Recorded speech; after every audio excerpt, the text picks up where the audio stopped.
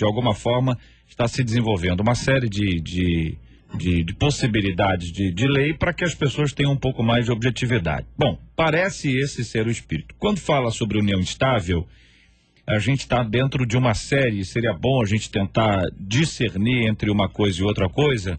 A gente fala, por exemplo, 1519 usava desquite, né? O desquite. Depois a gente começou a falar muito sobre divórcio. E agora a gente fala muito sobre a questão da união estável, mantendo o divórcio na nossa pauta. União estável. Vamos tentar, eu peço ao senhor, por gentileza, que esclareça aqui aos nossos ouvintes e aos nossos companheiros de mesa aqui. É interessante eu ver a missionária colocar uma coisa de maneira tão pontuada, quando ela colocou a mudança de tempo, a mudança de proposição na sociedade. Como a sociedade via uma certa situação, como vê hoje. Você bem lembrou que era desquite. Por quê? Porque o Brasil, até 77, não aceitava divórcio na nossa lei. Então, por isso desquite. Quem queria casar no Brasil, casava no estrangeiro, os mais ricos se desquitavam lá fora mesmo e casavam de novo. Casamento que aqui era reconhecido. De 77 para cá, o Brasil acatou o divórcio na sua legislação. E aí vem a Constituição de 88, debatedores, ouvintes, JR, e trabalha a ideia da união estável, num reconhecimento de pessoas que têm convivência comum, que têm dependência econômica, que têm filhos, que têm vida em comum. E a Constituição traz essa perspectiva da união estável. O Código Civil de 2002 vai dizer que a união estável se equipara ao casamento. União estável não é casamento, mas há uma equiparação deste. E, como você bem disse, numa ideia de transformação, ou seja, há toda uma proposição legal de que a união estável seja convertida em casamento. Agora, vamos deixar claro, sempre claro, que só pode se falar em união estável de pessoas que são desimpedidas. Não existe união estável entre pessoas que tenham impedimento para casar. Qualquer impedimento. Quem pode casar? Quem é viúvo, quem é solteiro ou quem é divorciado. Isso diante da lei. Não só existe união estável para efeito da lei quem é viúvo, solteiro ou divorciado. Fora disso, a gente chama de concubinato, que é um ajeitamento de vivência marital, mas que não é união estável. É a mesma coisa que amaziado, né? Amaziado porque justamente não tem como legalizar a situação. Então, por isso que... Então, só para poder ajudá-lo aqui e ajudar os nossos ouvintes. Quer dizer, então, que o concubinato, é bom que é uma expressão bíblica, né? Tem na Bíblia, é mais fácil, né? Sim. Ou amaziado, que é uma expressão mais popular, casado com fé, amaziado essas expressões que são utilizadas há muitos anos. Esse amaziado é o indivíduo que, eventualmente, ele não pode casar. Alguns, claro, até podem, mas não querem. Inclusive, alguns já acham que dá azar. Não tá indo tão bem e tal, melhor não mexer com esse negócio. Tem gente que é todo cheio de coisa, né? Que é uma coisa impressionante. Então, a união estável, ela é absolutamente viável e possível somente para quem é solteiro, viúvo ou divorciado. Homem e mulher. Homem e mulher. Entre homem e mulher. Sim. Muito bem. Como é que é o processo para a união estável? O que precisa ser feito para promover a união estável? Hoje, se um casal que não tem interesse de se casar, legalmente falando, ou seja, o contrato de casamento, vai até um cartório, e o cartório faz lá uma declaração, um advogado pode ajudar isso ou não, e eles têm, então, um contrato de união estável, que é tão somente a questão dos seus bens. Vamos deixar claro, e ali, começando o debate fora aqui da mesa, a missionária e eu já dizíamos que a questão está nos bens. Por quê? Há uma questão grande. Tudo parece que a gente vai fazer, JR, debatedores em igrejas, as perguntas sempre vêm nesse sentido, nos bens. Porque a lei trabalha com 4 regimes de bens. Há o regime da comunhão total. Então você casou com um outro e ele é sócio seu, e é sócio mesmo, tá? Não é associado não. É sócio, há interesse financeiro nessa união. Igualmente, 100%, 100%. Há a separação parcial, que casou. A partir do casamento, o que juntaram os dois e passaram a ganhar é dos dois. Terceiro, separação total, o que hoje já se faz mais. Os casais jovens hoje estão casando, fazendo um contrato chamado pacto antenupcial. Antes de casar, fazem um contrato, já separam tudo e vão viver o seu amor, alegria e vida conjugal alegremente. Já tem um contratinho. E o terceiro são aqueles casais que não podem, tem mais de 70 anos de idade, fazem algum tipo de testamento ou deixam algum tipo de dote. Então são 4 modelos.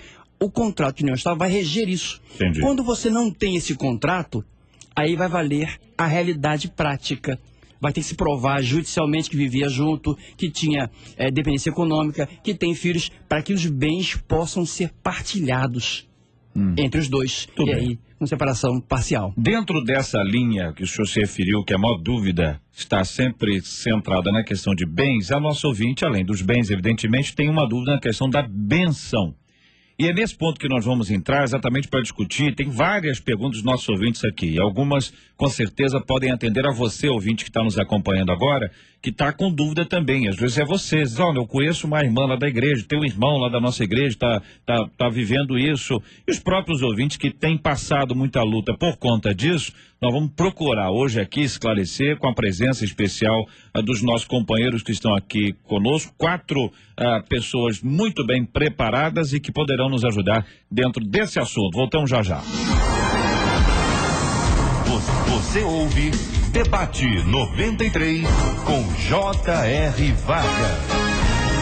Pesquisa 93. A nossa pesquisa 93 de hoje pergunta: você conhece algum evangélico que optou por não casar no civil para não perder o dinheiro da pensão? Participação dos nossos ouvintes aqui por telefone, 84% dizendo que sim. Participação dos nossos ouvintes aqui pela internet, 64% dizendo que sim. Quero ouvir sua opinião sobre esse assunto, hein? Ligue 24610093 e participe. Acesse agora o nosso site www.radio93.com.br. Clique ali no ícone Pesquisa 93 e participe com a gente agora, dando a sua opinião aqui na 93 FM com a gente no programa de hoje. 2 super CDs para abençoar a sua vida. Fernanda Brum, para abençoar o seu coração. E tem também Bruna Carla. Os meus passos impossíveis serão sempre encerrados pelo meu advogado. Meu advogado é o meu Senhor. Super CDs para abençoar o seu coração. Vinte amado no programa de hoje. Tem Fernanda Brum, tem Bruna Carla. Ligue 2461-0093. Participe aqui da nossa pesquisa, dê sua opinião, compartilhe aqui a sua ideia, a sua dúvida, o seu questionamento sobre esse assunto e ainda concorra aos prêmios do programa. Fernanda Brum e Bruna Carla, de presente para você aqui na 93 FM. Bênção puríssima. Você que está acessando o nosso site, aproveita, dê um pulinho ali na Rede do Povo de Deus. Você pega aqui a página central da 93 FM, a nossa home, www.radio93.com.br. Você clica ali no ícone Rede, a Rede do Povo de Deus. Está no alto assim à direita, Rede 93. Você clica ali, vai seguindo passo a passo. Daqui a pouquinho vocês vai estar na rede que mais cresce no meio cristão evangélico no país e no mundo. Se aproveita e já procura ali o perfil dos comunicadores da 93 FM, entre eles aqui do seu irmão J.R. Vargas. Vai ser bom demais ter você aqui ao nosso lado, a sua companhia especialíssima que sempre nos abençoa, também com a sua opinião aqui no Debate 93 de hoje. Estamos juntos no Debate 93. Apresentação: J.R. Vargas. Debate 93. Muito bem, conosco no programa também o pastor Elisandro Parreiras, que é presidente da Convenção das Igrejas do Brasil para Cristo. Pastor, a gente está conversando, só está acompanhando aqui, está sendo muito interessante essas dúvidas que são respondidas aqui pelo nosso advogado, doutor Gilberto Garcia. Por que não posso apenas me casar de um religioso? É a frase que o senhor destacou dentro do primeiro texto aí, que foi encaminhado por um ouvinte por carta. Segundo ouvinte, mandou por e-mail. Bom dia, bem-vindo, o que pensa o irmão? Bom dia, graça e paz a todos. É uma bênção estarmos aqui mais uma vez. Bom, a igreja tem que tomar muito cuidado em se curvar aos confortos e às vaidades em que a sociedade vai se adaptando. Casamento é casamento, união de 2 pessoas que se amam, que se dispõem e se predispõem. A Bíblia, se formos nos referir lá no Éden, não havia escrivão, não havia nenhum tipo de cartório. Ok? Deus é o nosso Senhor, é o nosso Criador. Como também tem que falar do Éden, que Deus criou um homem, formou uma mulher e ponto. Se fosse para ter mais de uma, né, ele criaria várias mulheres para um homem ou vice-versa. Nessa própria colocação que nós temos aqui, os bens são mais importantes, os intuitos pessoais mais importantes. Aqui não diz se houve viuvez ou não nesse e-mail que está aqui enviado, e os interesses continuam prevalecendo. Então, quando a igreja ela abre mão dos seus princípios em cumprir e respeitar as autoridades, ela acaba faltando com a verdade. Se a Bíblia e a Escritura manda cumprir todos os requisitos da autoridade que o próprio Deus constituiu, quando nós não fazemos isso e somente o religioso vem querer apoiar, estamos anulando e queimando etapas na Bíblia. Então é fundamental que cada pessoa que está ouvindo hoje faça o certo, que sempre vai dar certo. Não tente dar um jeitinho, com Deus não existe isso, tá? Tente fazer as coisas como elas devam ser. Procure fazer para que a vontade do Senhor não se aparte de vocês que estão sintonizados. Mateus 19 é bem claro sobre isso. Verso de número 6. Né? Assim, não são mais dois, mas uma só carne. Portanto, o que Deus uniu, não separe o homem. Né? Não separe o homem. Primeiro, diante do Senhor, que é o principal casamento, mas temos que cumprir as autoridades, nos reverenciar, respeitá-los. Tudo bem. Então, nós temos aqui uma constatação, que é a questão importante do civil. Já temos aqui isso claro, me parece. Vamos ainda ouvir no companheiro que está à mesa. E em sequência temos a questão religiosa. Pergunta que sempre se faz é: o que é o religioso? O que é o religioso? O religioso é um casamento que acontece na igreja. O religioso é um casamento que acontece em qualquer espaço físico.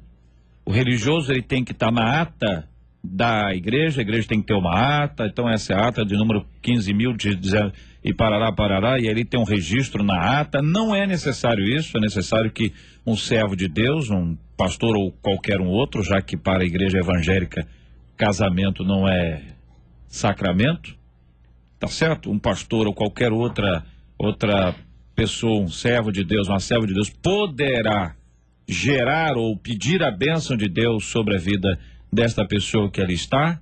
Depois a gente volta na questão da união estável. Quero assegurar os nossos ouvintes. Já entramos aqui no religioso, vamos fechar esse tour aqui na nossa mesa com o pastor José Valandro Júnior, da Igreja Batista Central da Barra da Tijuca. E aí, pastorzão? Pastor JR, um bom dia, um prazer estar nessa mesa tão maravilhosa aqui. Bem, eu entendo que o religioso é justamente isso, é um momento de integração de um propósito terreno diante do Senhor. A palavra de Deus diz que aquilo que a gente liga na terra será ligado no céu. Então, esse é o momento em que um casal diz assim: nós não podemos fazer isso sem que o Senhor nos permita. Nós não podemos seguir adiante se o Senhor não aprovar isso. Nós não podemos seguir adiante sem a bênção do Senhor. É um reconhecimento que, apesar do amor que eles têm um pelo outro, apesar do desejo, apesar de economicamente até poderem tornar viável um casamento, apesar do apoio das famílias, sem Deus não vai. Então, o religioso, para mim, independente de ser na igreja, ou num clube, ou numa casa de festa, a questão é Deus, e Deus não está circunscrito a parede de lugar algum. Então, o religioso, ele é esse ato de fé e de reconhecimento. Não precisa ser parte da ata da igreja, dos registros da igreja? As igrejas até têm a sua estrutura organizacional e